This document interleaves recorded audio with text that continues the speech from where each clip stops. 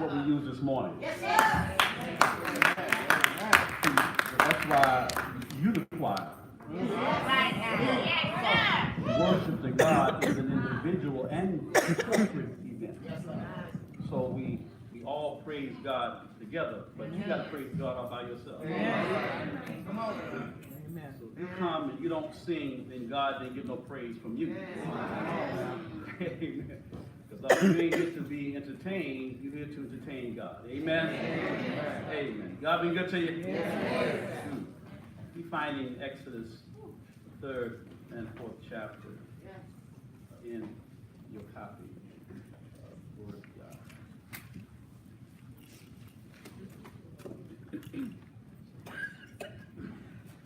Testing. Exodus chapter 3 and chapter 4.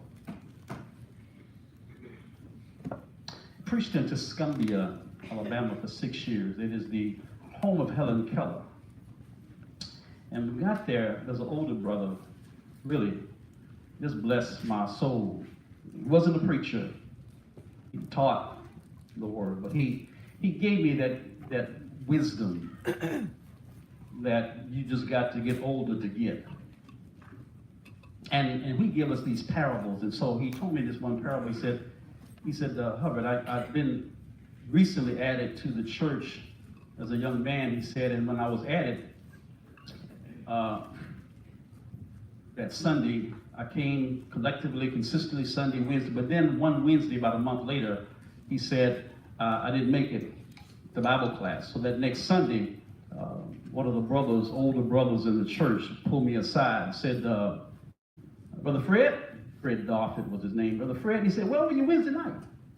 Fred said, well, bro, I was in the back behind the house there, plowing some land up, and looked at the time, it got late, and next thing I know, it was just too late to get there, so I just finished up that back I was working on. Then the preacher came by a little later and said, Fred, miss your son, where were you Wednesday night?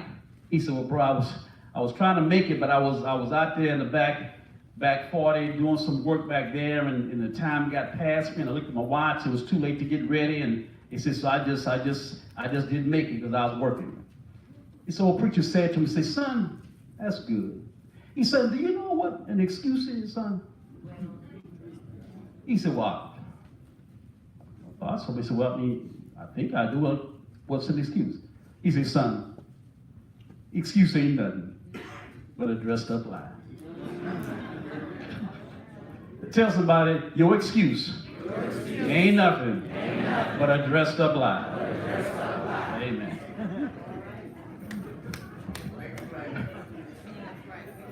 Do you use the 5 excuses that Moses gave to God?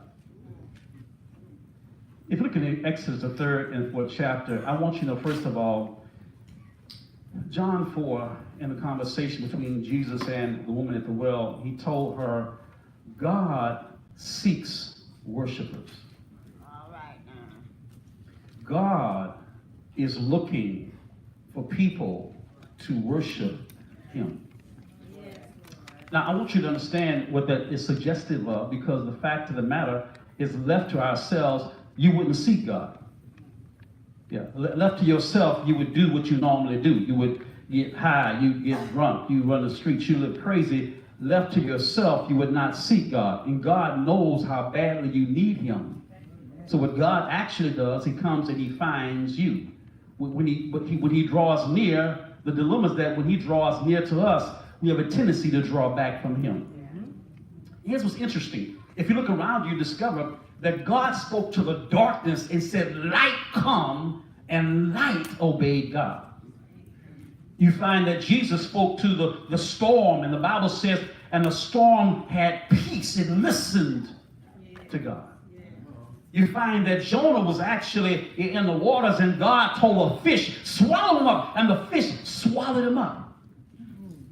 The creation and creatures obey God. We don't.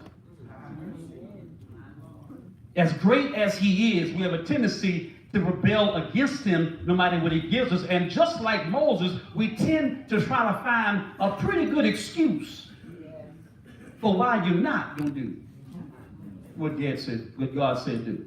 And so it's based on that situation we have that we tend to give excuses for all the things we face in life. Moses was found initially, you know the story, back in the book of Exodus, that the Pharaoh said, there's too many of you Israelites out here, and to eliminate so many, he told all the midwives, kill off any boys. Keep the girls, they're okay, but kill all the boys off. And so the Bible tells us that the midwives did not do that, but for 3 months they kept Moses hidden. And when the time came, he began to get so loud, his mother became concerned, and so she took him and put him inside of a little raft and sent him off on the waters.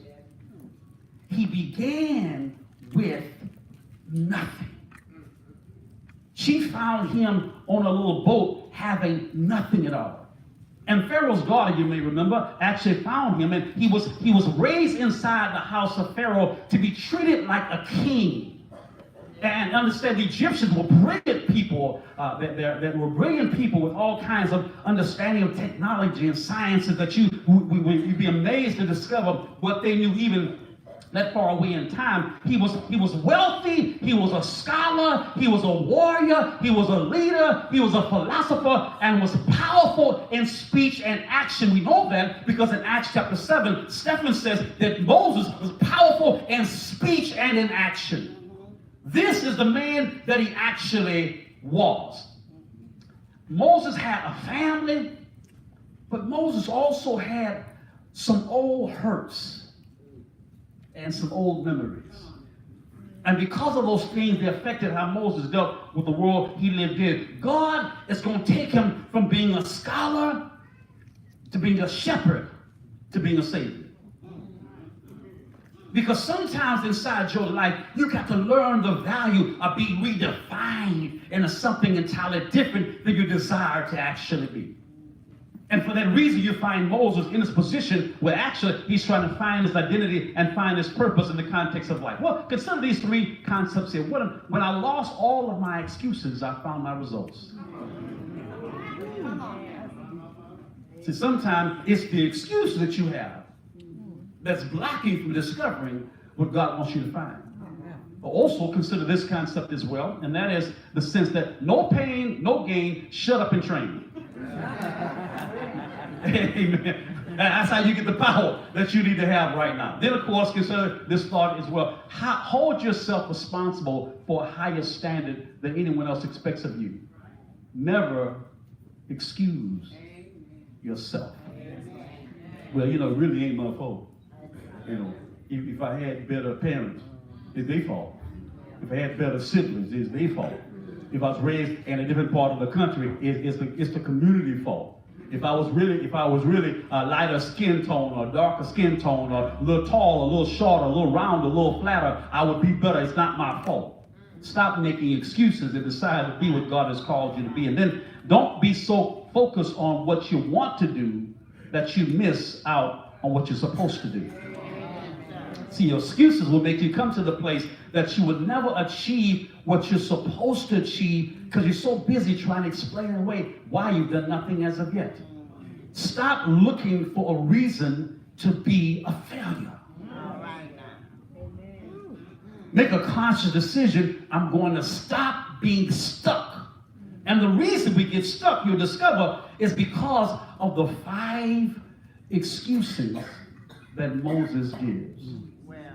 He's got each excuse that he gives is a step closer and closer to his core to help you to understand what the real issues really are. Because sometimes your excuse sounds good to you, but the reason you got an excuse is not the real excuse. For some reason, sometimes it's hard to look at our reality because we're so busy running and trying to hide from ourselves. And so for that reason you discover, I want you to see how he lays his foundation. His first question, God said, look at the text with me in Exodus chapter 3. Moses said to God, God said, I'm going to send you to save my people. And Moses says to God, who am I that I should go to Pharaoh and bring the Israelites out of Egypt? I ain't nobody. Who am I? is a fundamental question everybody's got to ask. Matter of fact, the reason some folk have never sought to be spiritual is because they avoid asking the question, who am I? Why am I here? What is my life all about? Until you become serious enough about your life to ask some fundamental questions about your existence, you'll never find the reason why God lets you live.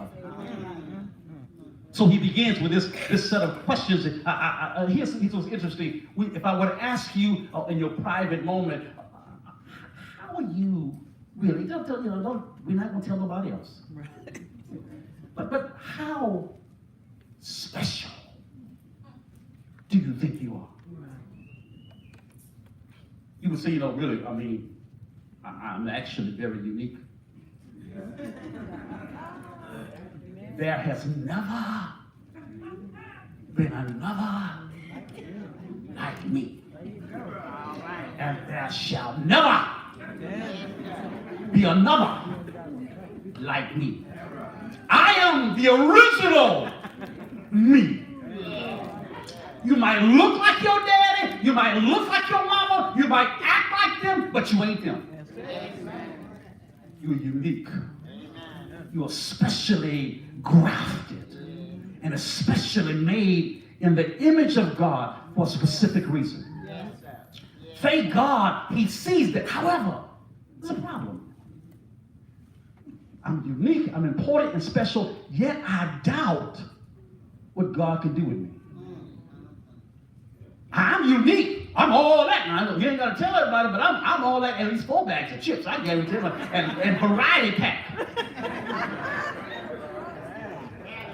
However, I don't think God can use me like that. I'm unique and all that. Don't get me wrong. And nobody like me, but I can't teach. Come on now. Listen. I can't invite nobody to the Lord. I can't stand up for Jesus.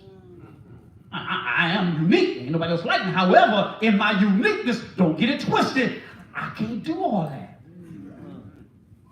How can you be so aware of how distinctly different and important and special you are than everybody else and then deny the power of God to do what he wants to do with your life? Because something happens inside of us. Verse 12, so Moses says to God, who am I? And God's answer is, I'll be with you. Huh? I'll be with you. And to prove, God blows my mind sometimes. God said, to prove to you, I'll be with you. When you finish your mission, worship me there. Now, Moses doesn't understand God is talking 40 years from now. Moses, I ain't nobody? And God said, Moses, no, to prove to you, you're going to do this, I'm with you. What does it mean that you're with me? Moses, you are a person made as my image. You're a replica of what I want people to be. And so because you are that, I am with you. And if I'm with you, you have already won the job. But the fundamental question you got to ask yourself is, who am I? And that's just what he's trying to identify. Who am Moses is not being humble. He's not trying to say, I'm just a humble man, and I know I have my weaknesses, Lord, and I'm not braggadocious to say that I can do what you want me to do. He's not doing it. Moses does not see his value. Moses does not realize that God has let him go through some things just to get him here. See, 40 years ago, Moses was there living with the Egyptians, riding the chariots, making commands. He was the man 40 years ago, and he ran stuff 40 years ago. But now, matter of fact, 40 years ago, when he was running stuff, he's walking around like an Egyptian. Look around. He saw one Egyptian mistreating a Hebrew. He said, that ain't right. That's one of my brothers. Everybody don't know this, but my brother. And so he stuck behind the guy back, killed off the Egyptian. Because he's a boss. He runs stuff. But See, 40 years ago, he knew who he was. So for not later on, inside of Exodus, the Bible tells us, not long after that, Moses sees an Egyptian, sees a Hebrew rather, mistreating a Hebrew. He says, how you guys are brothers. How can you mistreat each other? And the Hebrew said, what you going to do, kill us like you did the Egyptian? Now, see, he knew who he was then. How can you know who you were at one point in time? And then 40 years later, you've lost your identity. All right. Come on now. How can you forget who you were, what got you this far?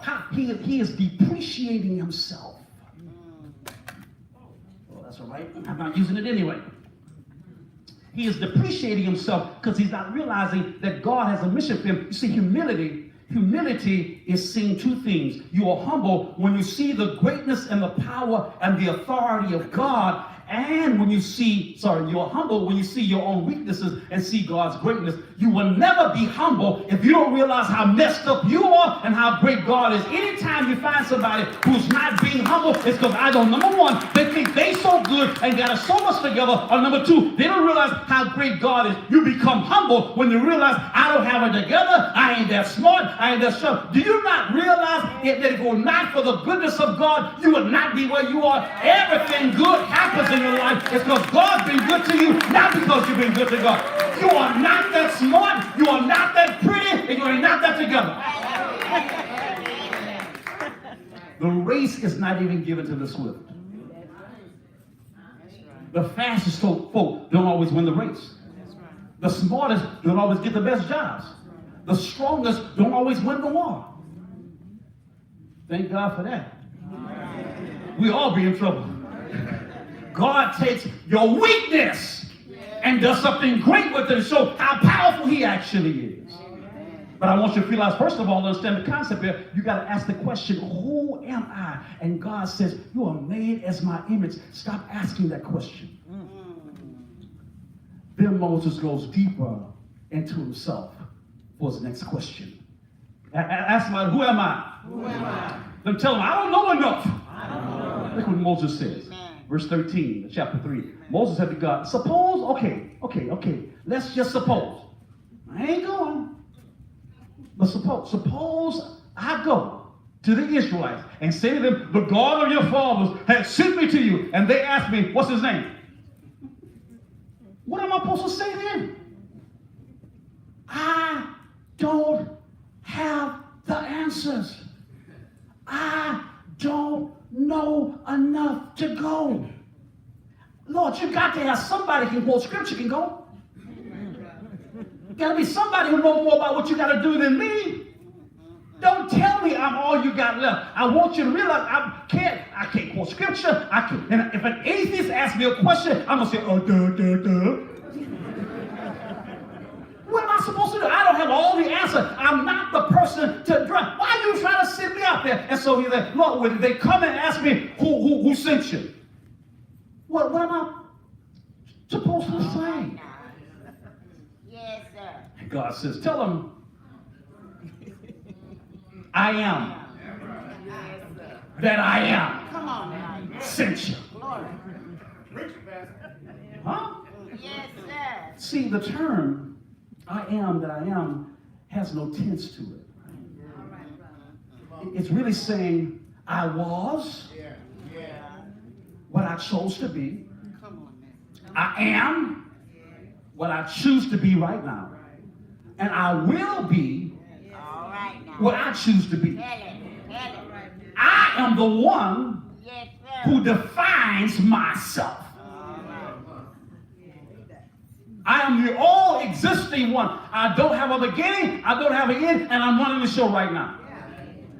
So it connects them to three concepts. First of all, it connects them to his history. It identifies, I am the covenant God of your past. I am the one who cut a covenant with Abraham. I'm the one who made sure that y'all got this far. I'm the one who made a promise. I'm your covenant God. I took care of your past, but I'm also your compassionate God. I'm the one right now. I heard the people's cry. I know they're being mistreated easily. I know you're hurt. I know your pain. I know what they're going through. Now, Moses ain't going through this because Moses off in Midian area somewhere hiding with some sheep. But he said, I want them to know that I am their present God. I'm the one who knows your pain right now. Yes, sir.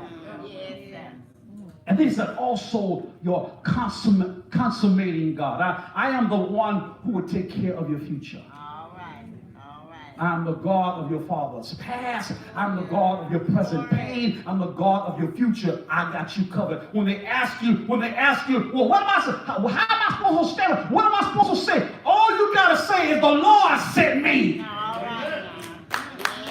I was trying to talk to an atheist. He said, I don't believe in God. What am I supposed to tell him? Tell him I am an ambassador for Jesus. He sent me to tell you, I don't believe in Jesus. You ain't got to. You can leave America and go to India, or go to Japan, or go to the upwoods of where the woods at?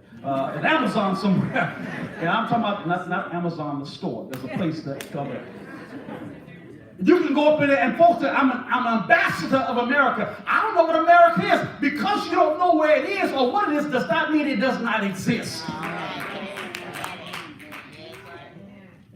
If God sends you on a mission, he doesn't send you to have to explain to people what they don't want to know. But you got to know who sent you. So God tells Moses, what am I supposed to tell him? You tell him I sent you. All right.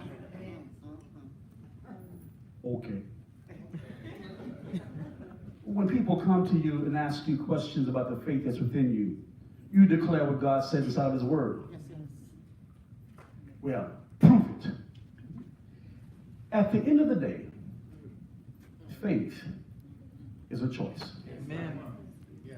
I can walk you through the arguments for the existence of God. If you're atheistic, I can talk about the ontological, the cosmological, the teleological argument for the existence of God. We can discuss all the components of how that fits together. But at the end of the day, no matter what you learn, no matter what you study, no matter what you focus on, at the end of the day, faith is a choice.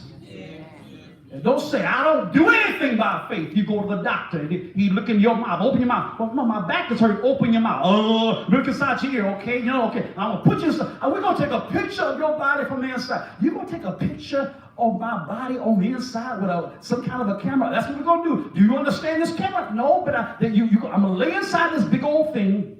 And y'all gonna take a picture and see what's happening. You understand? I don't understand how it works, sir. Well, we're telling you, that's what we did. And we pulled you out, and here's what we discovered. I need to give you some medication. And I'll write down the medication on this little piece of paper. And here, you get that and say, oh, doctor, you sure? I'm the doctor. You trust me, sir. I got faith in you. I don't know all that stuff you talked about, the terminologies that you called out, the medication stuff I ain't ever heard before. You told me about the sickness. I ain't never heard that stuff before. You said my body. That's in my body. I got that. What? Yeah. That's your issue. Okay, I want you. So you take a piece of paper, go down to the CVS or your Walmart or wherever you go to get your stuff done, and say, this is my prescription. Now you look at that prescription and say, now,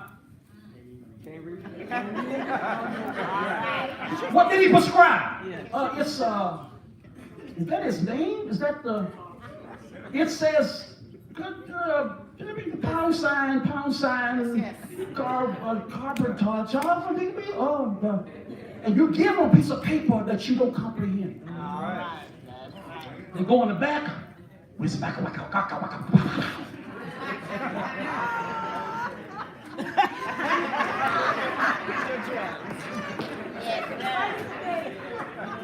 Thank you. Yeah. And how much is that? $200. Is it going to help me? It will help me. Yes, it will help. You take it, you go home, you say, well, now, 3 times a day with a meal. Yeah. Okay. And he said, and he gave me these other papers. He said, these are side effects. I don't need that stuff. And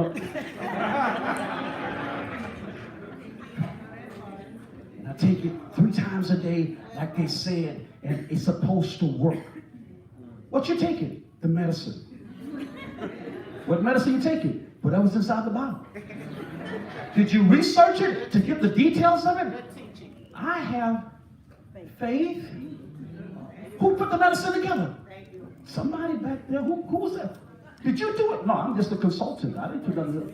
Did you do it? No, my job is to record all this paperwork over here. Who put it together? Some guy in the back. Yeah. I ain't never seen him.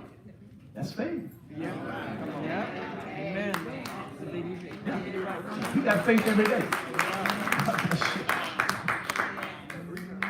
He says, I don't know enough. God said, all you got to know is I'm sitting there. Thank you, Lord. First question, who am I? I ain't nobody. God said, I'm with you. All right now. Okay, Lord, okay, let's get deeper. Let's get deeper. I don't know enough. God said, all you got to know is me.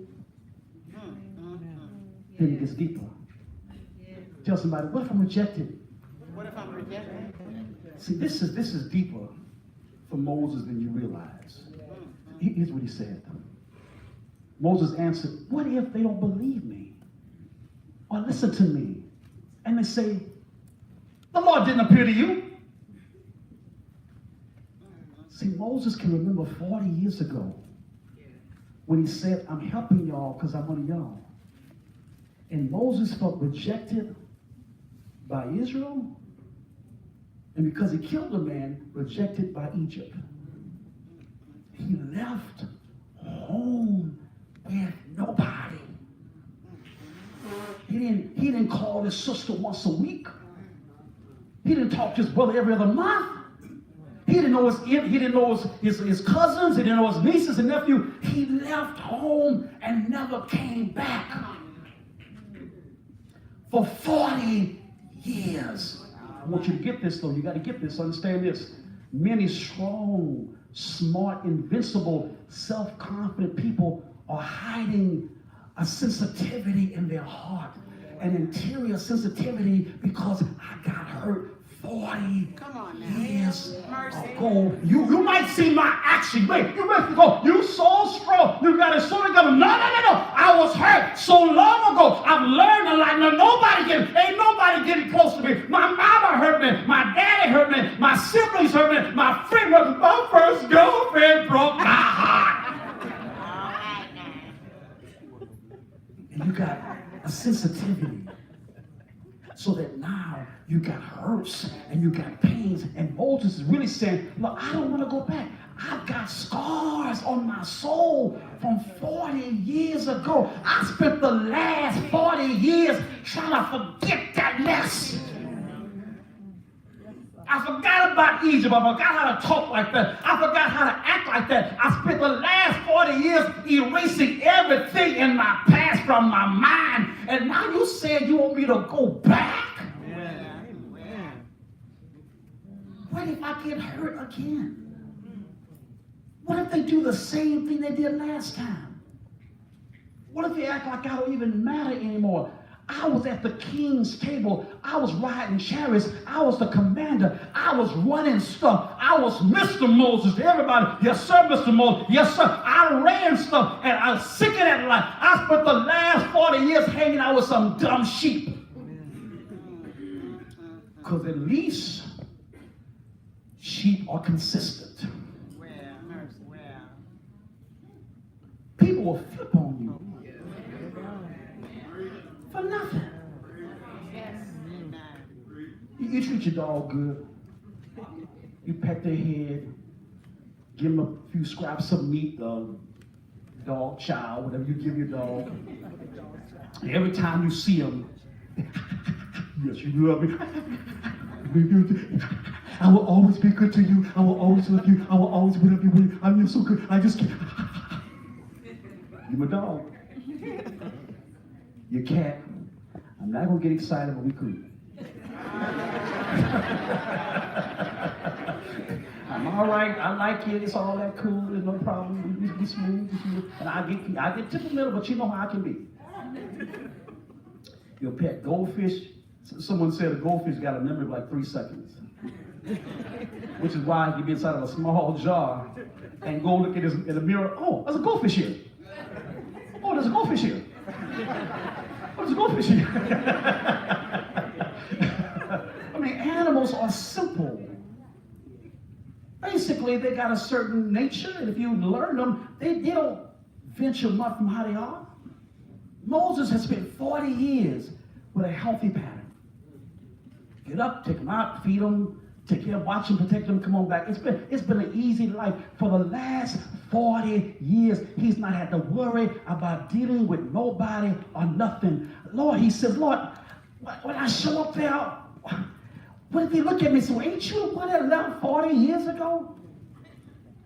All that baggage, they talked about me. I mean, I ain't seen about it. I've been able to erase that whole place from my mind. And he said, you're going to send me back there? And I'm going to show back up there and say, I'm okay, I'm back. I'm Moses. Last time I left, I messed up, killed somebody, and messed up real bad, but I'm back again. Could y'all trust me this time? They're not going to accept me. But what am I supposed to do when they reject me? And God said, I'm going to give you 3 signs.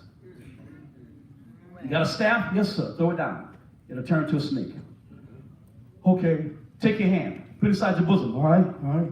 Bring it out. Who's leper? Put it back in. Bring it back out. It's clean. Wow. Thirdly, take that bucket of water, pour it out. Water turn to blood. Wow. Okay, and they're going to believe all that, right? And God's point is that it's your job to make them believe. I'm the miracle worker here. Stay in your lane. God said, I'll prove it. All you got to do, Moses, is show up.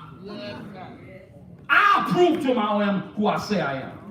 I got plagues already on the schedule for the next few months. Don't you worry about all that. Your job is to show up there and say what I said to say. I got this pain. Okay, Lord. Okay. I got you. Okay. Don't worry about that. I got a deeper issue, Lord. What's the next one, Moses? Well, the next one is this. Consider this first of all. There are no excuses for unbelief. God does not take excuse of your decision not to trust and believe in him. Secondly, you got to decide, I can't do it. Scratch that off. It's difficult. Scratch that off. Somebody else is better than me. Scratch that off. I don't have enough of the skills. Scratch it off. Anything you see as an excuse for why God can't do what he's trying to do with you, scratch that off your list, because God don't need your list. Fear arises when we imagine that everything depends on us. You get scared when you think it's about you. God's point to Moses, I am not calling you because you're the man that did make it happen. I'm calling you because I'm the God that make it happen. And now that you feel that you ain't nothing, I can do it with you. Because I'm not going to use somebody who think they're doing it all by themselves. Now consider this next deeper question. He says this, Moses said the Lord, okay, now you answer all my questions. Goodness, every time I throw one up, who am I? I'm with you. Okay, I don't know enough. Okay, just tell him I sent you. All right, thirdly, but Lord, what about this other situation? Trying to figure out what's going to happen. I'm sure if they reject me. They not rejecting you. You do the miracles. They rejected me. Do your job. Question 4. I ain't gifted. Lord, pardon me, servant, Lord, but I have never. That's a lie. He was, Acts 7, Stephen says he's a powerful speaker. He is so impacted by his pain. See, there's some people who did not begin stuttering. But because of the hurt and the pain and the frustration inside their life, they've come to the place you have began to think negatively. You have concluded that you can't do it. Your mind is so set, your body begins to function in the context of your mind belief system. And for that reason, you at this point. He said, I'm slow. In the past, no since you have spoken to your servant, I'm slow. I'm slow of speech. I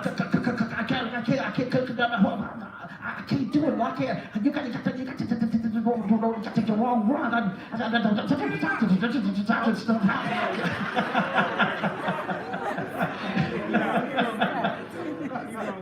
He says, I'm not able. I'm not eloquent. I am not now who I was back then. See, back then I could do that. Back then I was raised among the scholars. Back then I was on the level. Matter of fact, Josephus says, according to Josephus' writings, that Moses was actually a general and had led many warriors to battle and had won. That Moses was actually a powerful, authoritative man and a great and powerful speaker, but he has practiced forgetting his history so much he can't even do what he used to Come do. on now. Good teaching. He says, I can't. I can't do what I can't do it. You got the wrong one. Look what God tells him. God say, who made you? I can't do it. Who made you? You have whatever I wanted you to have to do whatever I need done. If you got a limitation, I gave it to you. If you got a strength, I gave it to you. Don't walk around saying what you can't do. I would never call you to do that which you cannot achieve. The story is told of a boy. His father said to him, son, I'll go downstairs and get my briefcase and bring it up. A little 7-year-old son, a 6-year-old son went downstairs. 10 minutes passed, 30 minutes passed, and the father said, son, the boy came back up crying. I can't do it, Daddy. Well, what you mean you can't do it? I tried to do it. I can't bring it upstairs.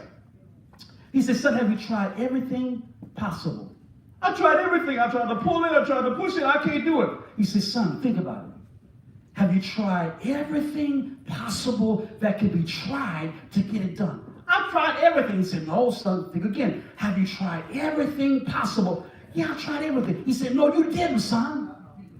You didn't ask me for help. Amen. I'm right here.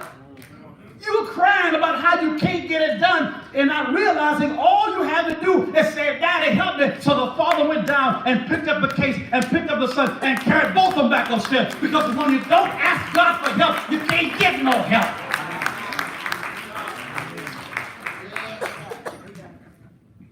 I have given you all you need.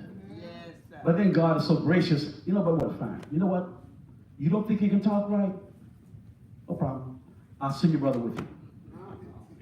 Aaron will talk for you. Now that should solve the issue. Moses, well, I got one more issue, Lord. I got one more little problem. What's that, Moses? Okay. I'll share this with you. Rejection, being rejected, and not having confidence is what makes you feel incompetent. Rejection and no confidence makes you feel incompetent. If you feel you can't do something, it's because somehow you felt rejection in your past and have no confidence in your capacity. If you have confidence and a desire to not experience, to get past the rejection of life, you will not feel you can't achieve your goals.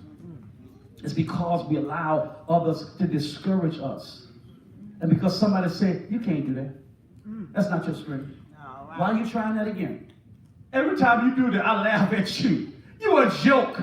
Oh, I thought I was trying to, I can't do it. No, you can't. You're bad at that. Well, I thought I was trying to. You can't do it. I can't do it.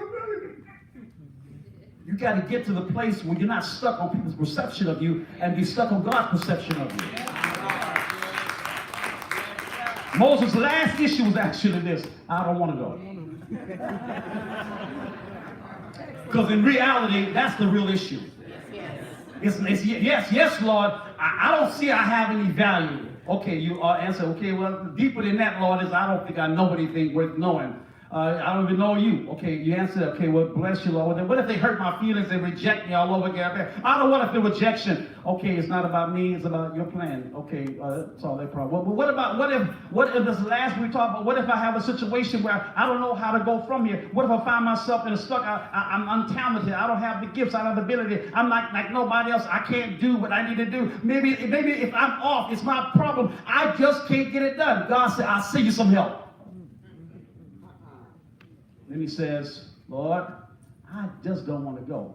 Moses said, pardon your servant, Lord. Can you send somebody else? I mean, I don't mean no harm.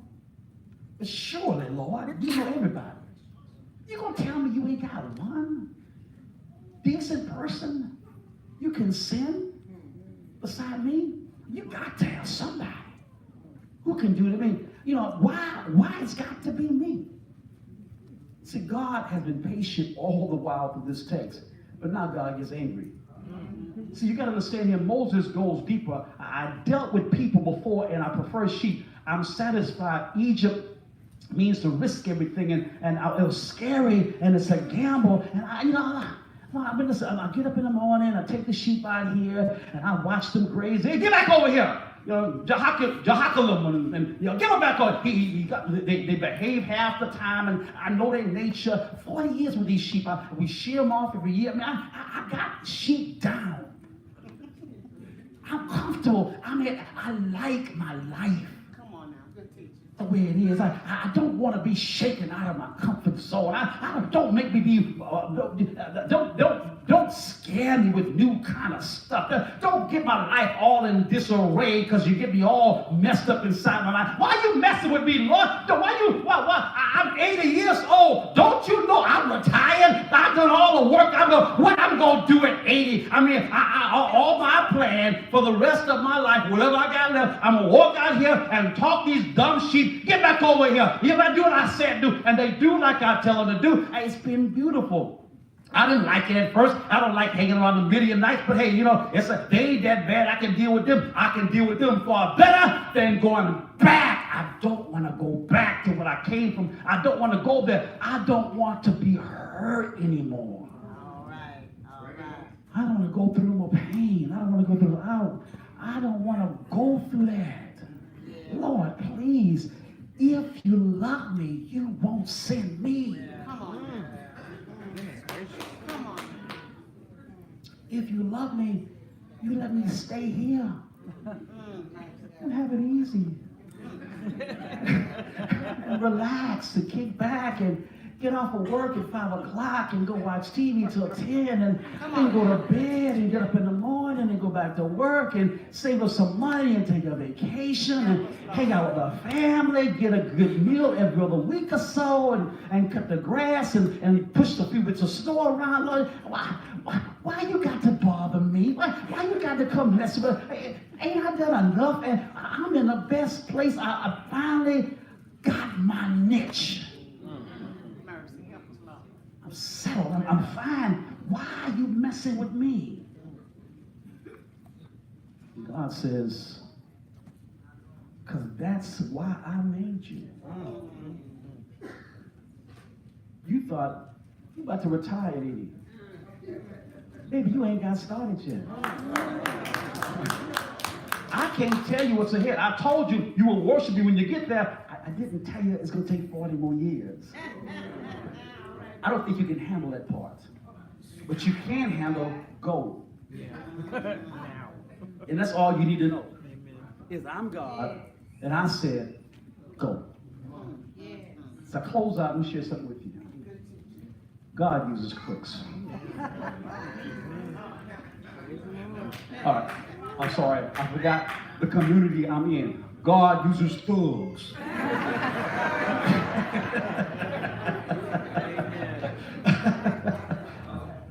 Moses and Paul, two of God's greatest servants, were murderers. Moses murders a man and hides it. Paul murders Christians. Matter of fact, before Moses murdered the Egyptian, Moses, being part of Pharaoh's environment and experiences, surely killed off some Hebrews along the way, or at least stood by as it happened. A holy God can use unholy people to do holy work. Not because he want to leave you being raggedy, because he has a plan, and he can see the significance of your life and the plan he's got set. And you got to see he's trying to achieve something with you. God calls a guilty, outcast fugitive. Moses lived on a performance level. Do right, live right, think right. But God's Osiris weighed deeds of the dead. If your good outweighed your bad, you live forever. If your bad outweighed your good, you're going to suffer. That's what he was taught as an Egyptian. What we're taught was called a powerful concept called grace. Yes. So you could be a messed up Moses, Yes. killing folk and hiding for 40 years. And God will say, great, great. I let you be over there for 40 years, running everything, being a man, and now 40 years of being nothing. Now that you have been broken, now that you know you ain't nothing without me, now that you realize what it's like to be in a life in a world by yourself, you ain't got no family but your wife and your kids. That's all you got right now, because nobody will accept you. The Egyptians don't care nothing about you, and Israel care nothing about you. Sometimes in life, you'll never realize that God is all you need until God is all you got left.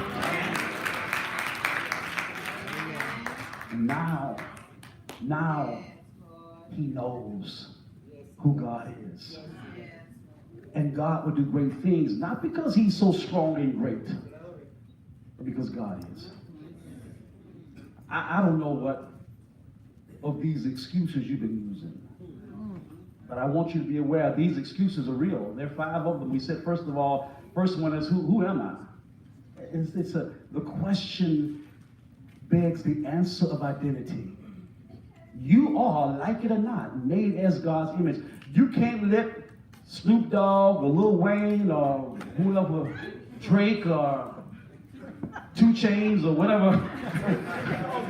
The 2 Chainz, right? 2 Chainz, yeah. 45 Cent. You can't allow anybody.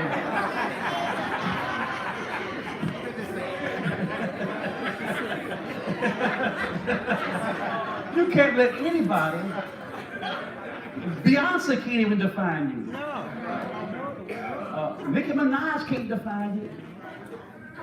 You can't let anyone define you but God. Who am I? I am someone made as God's image. Second thing you got to question, avoid asking is, so I don't know enough. He said, I'm the answer to your ignorance. You don't know enough? Just know me.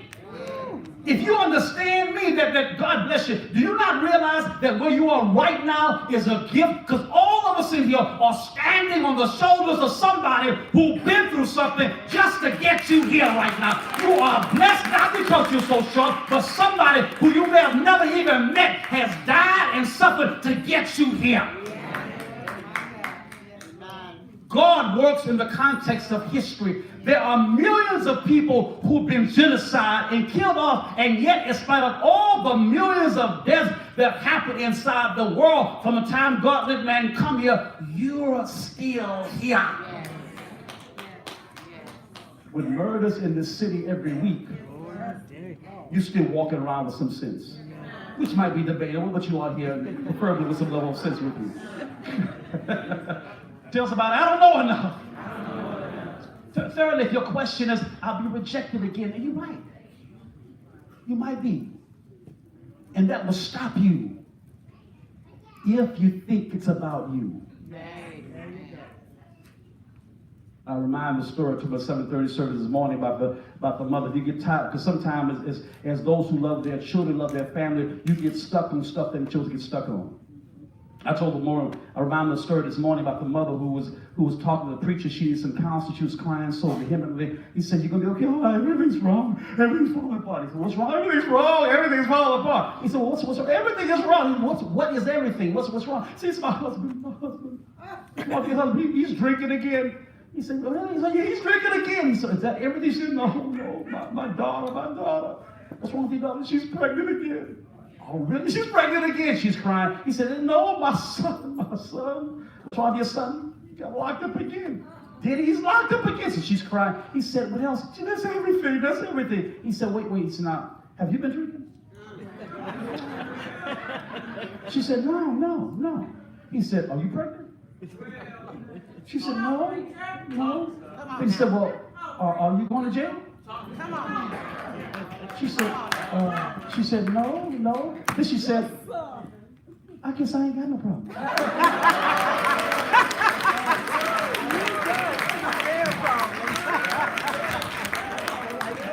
The danger of being a preacher's kid is that your daddy will talk about you. I talked to my son Thomas last week. He called me up and said, "Dad, I got a money tight right now. I said, really, son? He said, yeah, I'm going through something right now. I said, oh, wow, son. I said, I'm sorry to hear that. So, you gonna be okay? He said, I'm working on it. I said, yeah. I said, listen, I said, you recall when you didn't work, when you worked in the company, put you up for 2 whole years and you didn't have to pay rent or nothing for over 2 years and this covered all your expenses? He said, yeah. I said, you recall what I suggested at that time? He said, yeah, I do. I said, yeah, that would help. I said, you recall when you got this apartment that you were in? He said, yeah. I said, that's beautiful, son, but that's kind of high for rent. I said, you told me for once in your life you want to live a certain kind of level. And I said, you got to pay the cost to be the boss. I respect that. Do what you got to do. I said, well, how you did that? Like you worked? He said, yeah, I live like that, Dad. I said, you sure did, son. You did. I said, so that kind of put you where you're, and you got a cheaper place now, but then your car broke down. Now you got a car note. I said, so, I love you, and we can talk about this anytime you get ready. But at the end of the day, you got to work through this. So I forewarned you. This is I'm closing. This is really free. I tell people, when you ask for my help, you don't ask for my help and then I'm through. I mean, no, you got to get more than mine. If I'm going to help you, I'm going to give some instructions too. And if I give you instruction and you don't follow it, I respect your right to not follow it, but I will be more reluctant to help next time. So you're not going to keep making dumb choices and ask me to help you with choices that you know are unhealthy for you. So if you do that, bless your soul, we'll talk about it, and I ain't going to be mad at you. You come and say, you did something different, bless you. Pray with you, God bless you, And if it go bad, I'm going to pray with you, I'm going to stand by your side, and we're going to get through this together. But because you chose to do it your way, because you got to pay the cost to be the boss. Amen. If you do it your way, well, bless you. If it gets rough, I understand. I understand it's rough, and that's why I don't want you to have it rough. I gotta close. One last story. Working at the rubber plant with my father, he taught me this lesson. Working at the rubber plant with my father, and my dad didn't finish up 4th grade. My mother finished up high school. First in my family to really go to college, right? So I'm working at the rubber plant with my dad, and I go enroll, a lot of people enroll at Lamar University, and I signed up for electronics. I signed up for the class, and I didn't know the day I signed up, I had to pay, so I wrote a check. And I went on home, and I called my dad. I said, listen, Dad, I was at the school today. I signed up for college, He said, what's this? I said, I signed up for college. It wasn't a little difficult. I said, I kind of was there, and I wrote a check, and I didn't have the money in the bank, but hey, I'm signed up for college, so you just we work together. I get paid when you get paid. I'll pay you right back this weekend. Just give me the money till Friday, and then I'll hook you right back up. He said, well, okay, I'll let you go tomorrow. I think tomorrow's kind of late. Okay, I'll go okay tomorrow. So the next day, he shows up on the job. We talking. He said, son, come in. I said, yes, sir. He said, I've been thinking about your question. I said, yeah. I'm ready for you. I'll take the check right now. He said, well, I've been thinking. He said, now, you work here with me. Yeah, I do. He said, you get paid when I get paid. Yeah, you make what I make. Well, yeah. He said, and did you know when you wrote the check, you didn't have the money? Oh, yeah. I knew I didn't have the money. He said, okay, then my answer is no. You shouldn't write a check for money you don't have. I was mad about that. How you gonna tell me no? I'm your only son. I'm your baby boy. I'm going to school and you didn't do this. That don't make no. How you gonna tell me no? It bothered me. Now I was too respectful to act a fool and show it bothered me. But I knew better. But I did respect him, but I was upset about that. But it helped me because I didn't write no more bounce checks. There's a lesson to be learned. All I'm trying to say is sometimes, instead of making excuses, learn your lesson. God has put you here to achieve something greater than you realize. Stop telling him no. Everybody's life is supposed to be like a ripple. You throw a rock out in the lake, I don't care how small it is, that rock ripples and all the water is affected by it. You got to understand that sometimes God drops you somewhere inside the world that you're living in. People who don't even know where the ripple came from are affected by the ripple because God knows where to drop you. But if you get to the place that you don't realize, as time goes on, I'm more aware of the importance that when the time comes, I'm no longer here. I don't want folk to talk about what I drove and what I had and how I ate and what I wore. I want them to talk about that person's life rippled mine. They were here and they made a difference. They were here and God did something with them. They were here and they made an impact. I thank God they were here because they were here for the purpose of impacting the world they live in. And folk who I may never meet are supposed to be affected by the work that God let me do. But not just me. Each and every one of us are supposed to cause a ripple that impacts the world you live in. Stop making excuses and commit yourself to the purpose of God. Because he's given you the talents and the treasures and the time he's given you for his purpose. This is not about you. Amen. If you love the Lord, you'll surrender. You'll surrender because you'll understand it's not about you. Not about your hurt, your pain, you're rejected. It's not about this idea that you're not able. He has the answer to your weakness. It's not about the idea that you don't. The issue is an issue of rebellion. It's an issue of, do you want to please God or not? If you got a rebellious heart, you walk out of here unchanged, unscathed, and that's between you and the God that made you. But if you got the right kind of heart, you say, Lord, what do I need to do? What are you trying to do that I can't see? I'll stop making excuses and ask you to guide me. Won't you do that?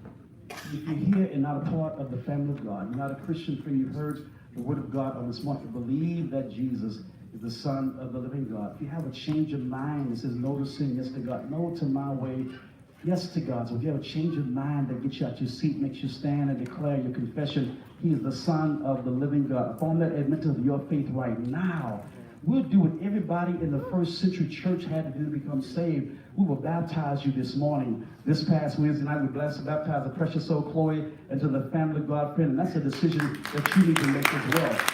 If you're not a part of God's family, I want to challenge you to come, put your hand inside of his hand, make a conscious decision. I can't tell you where he's going to take you. I tell you, he'll take you somewhere you never planned to go. He will move you past yourself and bless you in ways you know that you can be blessed. Won't you come? We're going to sing a song to encourage you. If you're not a Christian, I challenge you to come. If you're here and part of the family of God, somehow you've gotten off place. Somehow you stumbled and fallen. Somehow you've forgotten that God has a mission for you. Somehow your excuses have become bigger than your commitment. Won't you come and let him mold you even right now as you stand and sing? I invite you to come. Whatever you're doing in the season, please don't do it without me. Oh Lord, don't do it without me. Say, Lord, Lord, whatever you're doing in the season, please don't do it without me. No, no, no, no, don't do it without me. Say, Lord, Lord, whatever you're doing in the sea, please don't. No, no, no, no, no, no, no.